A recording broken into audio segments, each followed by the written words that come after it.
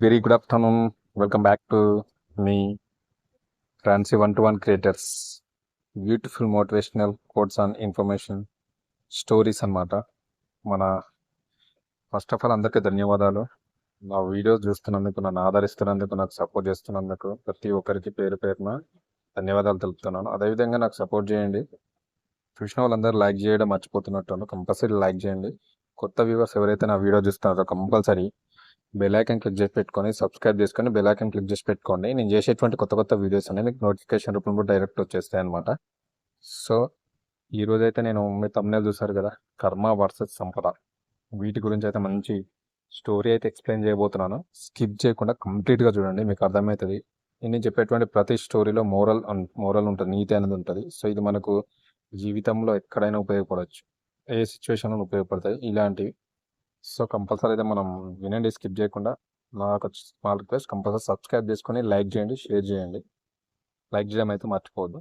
చూద్దాం మరి కర్మ వర్సెస్ సంపద ఈ కథ స్టోరీ ఏంది. ఒకసారి ఒక రాజ్యానికి గొప్ప రాజు ఉన్నాడు. అతను బాగా ధనికుడు, జ్ఞాని, దర్శవంతుడు. కానీ అతనికి ఒక సందేహం వచ్చింది.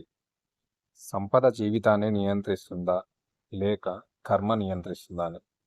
అయితే ఒక రాజ్యానికి గొప్ప రాజు ఉన్నాడు. అతనికి బాగా ధనికుడు, పైసలు ఉన్నాయి, జ్ఞాని, తెలివికల్లోడు, మంచుడు, ఆదర్శవంతుడు. కానీ అతనికి ఒక సందేహం ఉన్నది. ఏంటిది? సంపద జీవితాన్ని నియంత్రిస్తుందా లేక కర్మ నియంత్రిస్తుందా అని ఒక డౌట్ వచ్చింది ఆ రాజుకు వచ్చింది. ఒకరోజు అతను తన మంత్రి దగ్గరికి వెళ్ళి, ఈ సందేహాన్ని నివృత్తి చేయడానికి నువ్వు నాకు ఒక ఉపాయం చెప్పు అని అడిగిండు. ఆ రాజుకు ఆ సందేహం నివృత్తి చేసుకోవడానికి మంత్రి దగ్గర పోయి అడిగిండు. దీన్ని నేను నివృత్తి చేయడానికి నాకు ఒక ఉపాయం చెప్పమని మంత్రిని అడిగిండు రాజు. ఆ రాజు అడగంగానే మంత్రి ఏం చేసిండు? మంత్రి చిరునవ్వుతో, మహారాజా, మన రాజ్యంలో మీకు సమాధానం దొరుకుతుంది, మన రాజ్యంలోనే మీకు సమాధానం దొరుకుతుంది. ఒకసారి మన రాముని కలవండి అని సూచించాడు. మన రాముని కలవండి అని సూచించాడు అనమాట. సో రాము కథ, అసలు రాముది ఏం కథ ఇప్పుడు చూద్దాం మరి ఆ స్టోరీ ఏందనేది. రాజు వెంటనే మారువేషంలో రాము దగ్గరికి ఇంటికి వెళ్ళాడు. రాముడు తన భార్య పిల్లలతో కలిసి చాలా సంతోషంగా, ఆనందంగా జీవించేవాడు.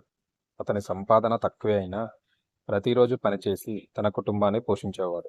రాముడు మంచి తన భార్య పిల్లలతో హ్యాపీగా జీవిస్తున్నాడు, కాలం గడుపుతున్నాడు, ఆనందంగా ఉంటుండే, సంతోషంగా ఉంటుండే.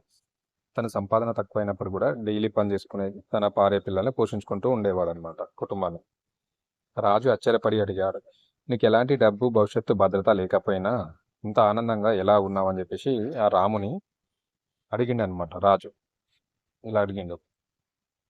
రాము అప్పుడు నవ్వి ఏం చెప్పిండంటే, మహారాజా, నా కర్మ నన్ను నడిపిస్తుంది, సంపద కాదు. నేను నడపాల్సిన దారి నా చేతుల్లో ఉంది.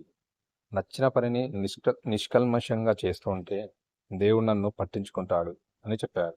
రాము ఏం చెప్పిండంటే, మహారాజా, నా కర్మ నన్ను నడిపిస్తుంది, సంపద డబ్బు కాదు అని చెప్పిండు. నేను నడపాల్సిన దారి నా చేతుల్లో ఉంది. నచ్చిన పనిని నిష్కల్మషంగా, ఎలాంటి కల్మషం లేకుండా మనసులో నిజాయితీగా హ్యాపీగా చేస్తుంటే దేవుడు నన్ను పట్టించుకుంటాడు అని చెప్పిండు అనమాట. రాజుకు చెప్పిండు రాముడు. రాజు అతనికి 1000 ముద్దాయి నాణేలు ఇచ్చాడు. రాముడు అంత డబ్బు చూసి కంగారు పడ్డాడు. ఆ రాత్రంతా డబ్బుని ఎవరికీ చెప్పకుండా దాచాలని ప్రయత్నించాడు. భయంతో నిద్ర పట్టలేదు. మరునాడు పొద్దున్నే నాణేలను రాజ్యాభరణ గదిలో పెట్టి వచ్చేసింది. అంత డబ్బు ఇచ్చేసరికి రాముకి నిద్ర పట్టక కంగారు పడ్డాడు. అసలు ఏంది ఈ డబ్బుని ఎట్లా దాచాలి, ఏడబెట్టాలి, ఏం కథ అని భయంతో రాత్రి నిద్రపోలేదంట. నిద్ర పట్టలేదు కూడా. పొద్దునే లేచిండు. ఆ రాజు ఇచ్చినటువంటి బంగారు నాణాలు తీసుకుపోయి రాజాభరణ గదిలో అక్కనే పెట్టి మళ్ళీ వచ్చేసిండు. రాజు ఆశ్చర్యపడి, ఎందుకు పెట్టేశామని మళ్ళీ అడిగిండు రాముని. ఎందుకు పెట్టేశామని అడిగిండు రాముని.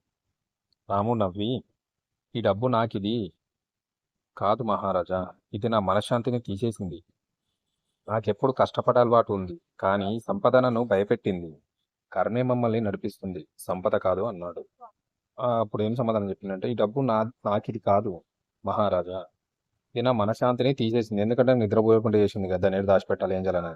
కానీ సంపద నన్ను భయపెట్టింది, భయం కూడా వేసింది. అంటే ఎవరు ఎత్తుకపోతారు ఇంకా అట్లా.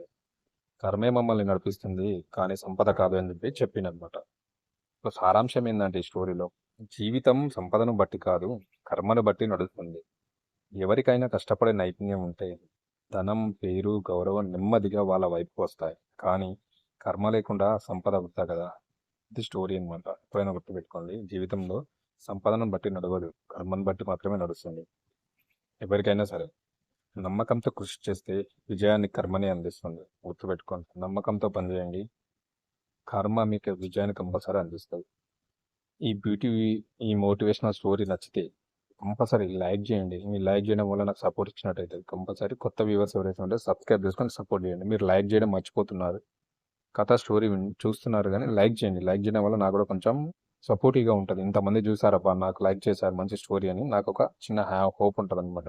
సో మరొక మంచి మోటివేషనల్ స్టోరీ తోటి మళ్ళీ మేము ముందుకు వస్తా. Thank you. సబ్స్క్రైబ్ చేయడం అయితే మర్చిపోవద్దు. కంపల్సరీ సబ్స్క్రైబ్ చేయండి. Thank you very much.